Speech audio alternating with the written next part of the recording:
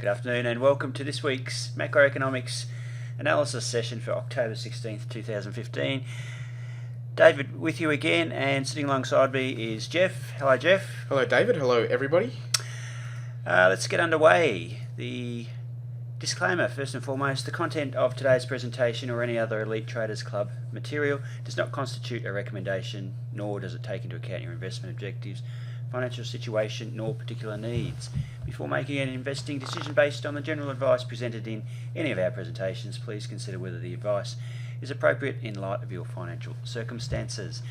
Disclaimer out of the way, Jeff. The week in review, a little bit of data out this week across the board. What was the most important news of the week, Jeff? Yeah, look, it was a fairly subdued week. There's nothing in that that list, that page there, that is a game changer. Yep. Nothing in there that really sets the scene. I mean, in Australia, probably what I would look at is starting off with the business confidence and consumer sentiment. I mentioned last week these are the first figures since Big Mal took over. Yep. So you can see a bounce in both of those, which is good. That may not be a long-lasting one, but at least there has been there's a little bit more confidence, I guess, in the country after the change of leadership. Yep. Employment data was a little bit uninspiring, which is the first time in a while, but still not sort of hugely disappointing figures there. And the RBA brought out its financial stability review this morning. I haven't had time to go through every line of the couple hundred pages there, but Yep. I've had a quick look through, and a couple of things I've noticed that the RBA has basically suggested that there's probably risks will come from China and emerging markets are a bit more of a risk, and also that banks had gotten maybe a bit wild and woolly and loose with their lending practices, so they were probably a little bit more careless than the RBA previously thought. Right. Since then, the APRA's put down the screws on them a little bit, so basically suggesting the housing market and borrowing levels are probably the biggest risk that faces Australia at the moment. Yep. And not necessarily saying there's going to be a crash, but that's the piece of the puzzle that if you pulled it out, the whole thing would come crumbling down. So the rulings, etc., that APRA's enforced upon the banks is a good thing then? Yeah, look, that's part of the equation of keeping everything under control. Yep. What was really interesting is that many of the listeners would know Westpac actually raised its rates by 0.2% this week across all of its home loans. Yep. And it basically, I wouldn't say blamed, but sort of said, look, APRA's told us we need more capital. That's going to eat into our profits. So we need to jack up home mortgage rates. And what's interesting is that the rest of the banks will probably follow. They're not going to let sort of Westpac get away with it in a sense. They'll go, this is the perfect opportunity for us to all raise our rates, and then we're back to square one, but we've protected our profits. And potentially, there's some element of that could encourage the RBA to cut rates. Because the RBA has rates at 2%. Yep.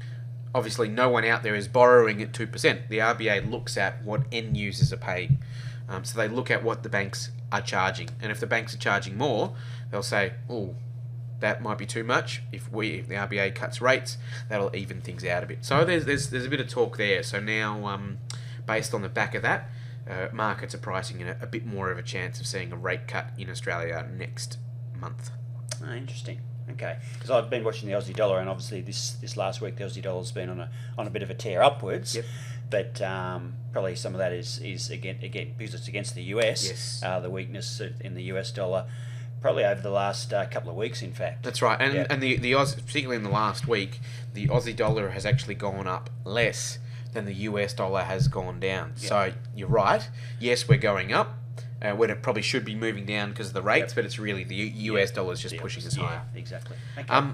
Overseas, look, nothing really super significant. A bunch of CPI data, and in the UK, China, and USA, either in line or weaker than expectations. So there's just not that real push to be raising rates to rein in inflation. Yep. Chinese trade balance, a huge surplus, based on the fact that they're imports continue to shrink, which is a worrying sign. No, one more sort of worrying sign to chalk up for China there. Look, retail sales missed in the US, which I predicted as well. So, Yep. And the German economic sentiment lower than expected. So, nothing disastrous there, but everything is probably a little bit weaker than expected. Okay, well let's go and have a bit of a look at the markets and see what we can make of the market movement this last week. This is the S&P 1500 up on the screen there first to start with, and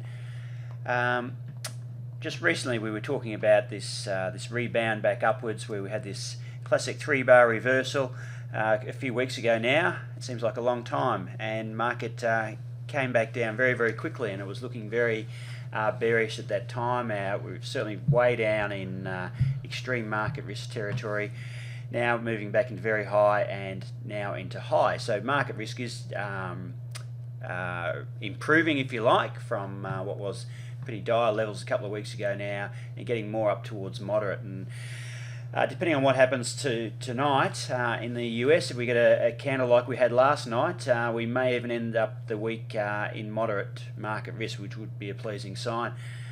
The other aspects that we were looking at in previous times was this dominant candle up here that we still haven't breached or engaged with at this point in time. Probably the way the market's moving, sometime in the next week or so, it looks like that will probably happen.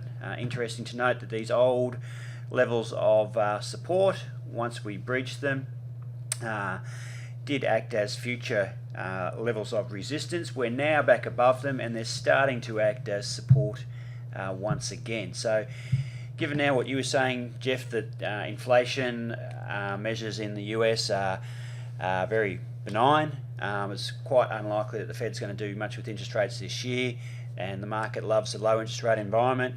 All the fuss about China, etc., which was really the instigation for this big move down, perhaps disappearing into the background a little bit. So, this is a sort of move with a little bit of a retracement here. It could well be that if the market calms down and the panic goes away, that we get back towards market highs by Christmas time. That's still a possibility.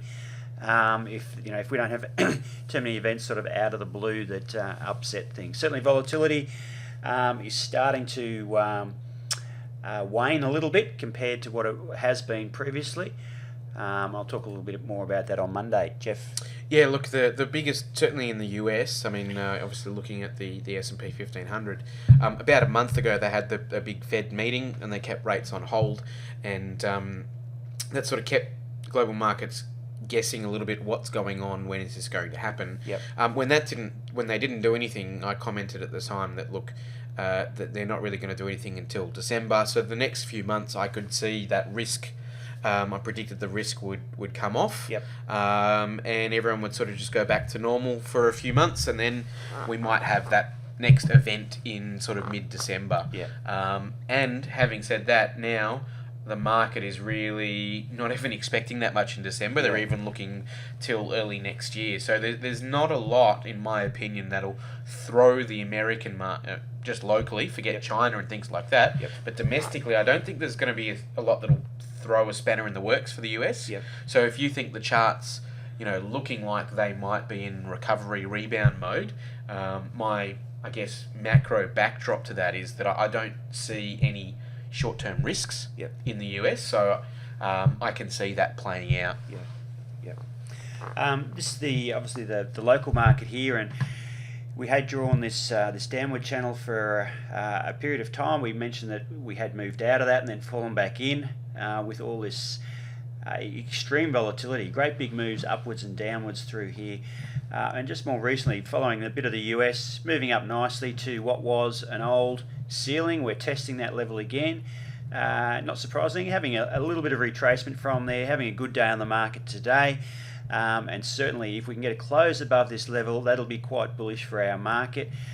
Certainly 5400 is a level that's quite often talked about in the market as a recent level that we need to get above. I think if we close above this sort of 5300 in the next week or so, that will be good for our markets. Obviously the the sectors that are doing some of the heavy lifting. Some of the material stocks are doing well. The gold stocks in particular are really going along very, very nicely.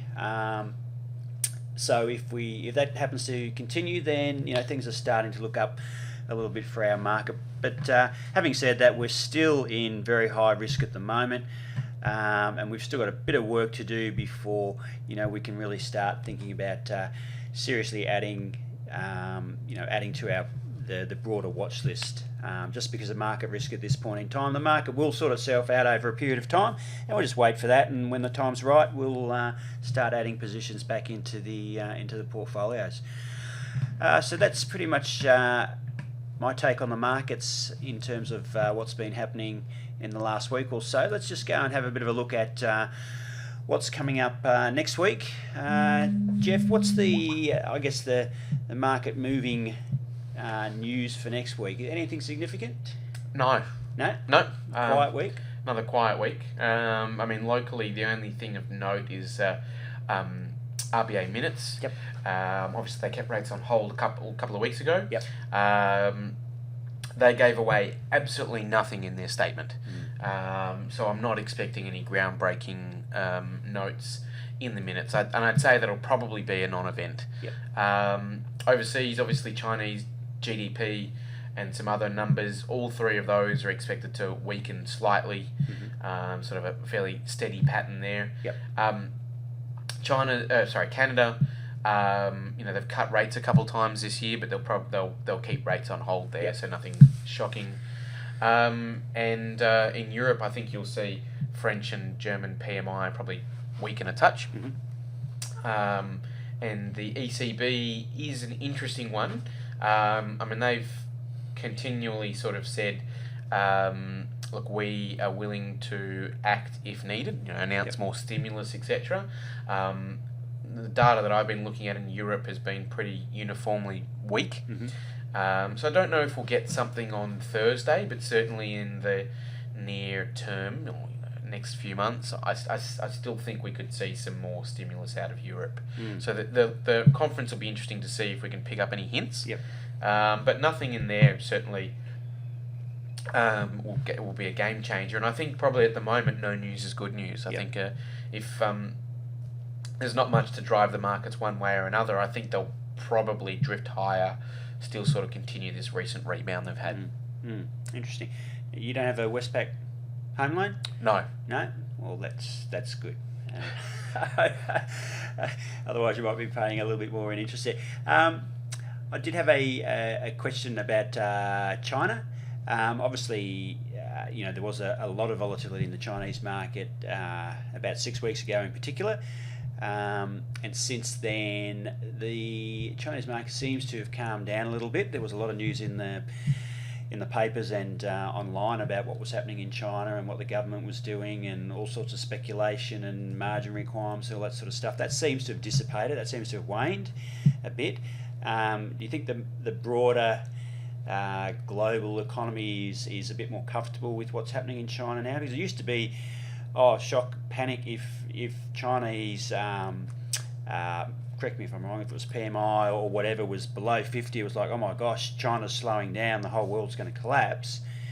Is that now everyone realises that China's slowing down, we've taken that into consideration, or is it still going to be a significant driver of broader market direction? Yeah, look, I think we're probably at a what I would call a more mature stage of the panic. Yep. So, and what I mean by that is, and this is true for any market, you see the first signs of weakness, say a few pieces of economic data that look a bit shaky, and everyone says that's okay. It's just a few pieces of data. We're not going to sell shares. We're not going to panic.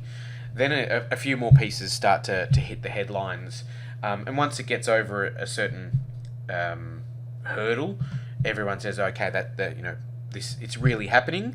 It's not just a blip. We need to be concerned about this. And to the point when it gets enough momentum, everyone starts panicking and selling and saying, to an extent, almost it's the end of the world. And what at that point, when they start off, they probably underreact to the news. They just don't do anything. And then when it builds a bit, markets tend to overreact to the news and they say, okay, well, we've just seen 10 pieces of data. We're on track. If we extrapolate that, we'll get another 10, 20, 30, and that'll be so bad. And I think that's what happened in August. It wasn't so much the selling was happening on what was going on right now. It was everyone saying, what if? The selling was, what if? Yep. If it gets so much worse and this keeps on happening, then it's going to be really serious. So you almost sell more than what's being shown. Yep. When it doesn't get worse immediately, you go, maybe we overreacted. Yep. And that's where I think we're at the moment. Yep. So unless there is that next leg, it almost like there's expectations that it might happen until that's crystallized. Unless we see a bunch of bad Chinese data, I think everyone will say, oh, there's a couple of bits and pieces, but we pretty much now we come to grips that was happening. Like you said, that they're sort of aware and prepared. Yep. It's only when it then gets much worse than they were thinking again. And I think it needs to get pretty bad because now people are prepared. They've got it in their mindset. Yeah, we're comfortable with this now. Yep. Yep. So I think it was a very quick in China movement from underreacting, not really doing anything, to suddenly overreacting. Yep. And so I think now that everyone's had that panic, I think it'll take something significant to push them over the edge again because they've already jumped. Yep. And there was a lot of things going on at that time too, wasn't there? With the emphasis on the Fed. They have to lift rates soon. Yes. Otherwise they're going to look like a lame duck, and all that sort of pressure building. And there was still some lingering, Greek deadlines happening as well in sort of July, August. Yep. So I think I said at the time that the August was probably overdone. And I think if you think about the progression of the psychology I've discussed, it actually lines up quite cleanly with the price action that, it starts inching lower, then crashes, and then everyone kind of goes, maybe we overreacted, and it bounces and starts to recover. Yep. There's always still a chance that there can be another leg down, so not ruling that out. Yep. But you need another stimulus for that. It doesn't happen, in my opinion, on its own. Yeah. Yeah. And again, that's why we have market risk indicators, whether they're fundamental in nature or technical in nature, that give us an idea of what's going on in the market so we can prepare ourselves accordingly. All right, thanks for that, Jeff. Nearly forgot your name there. No worries, David. Folks, thanks for listening, and those of you in the Elite Traders Club, I'll catch up with you on Monday morning. Have a enjoyable weekend, and to you too, Jeff. Thank you, David, and goodbye, everyone.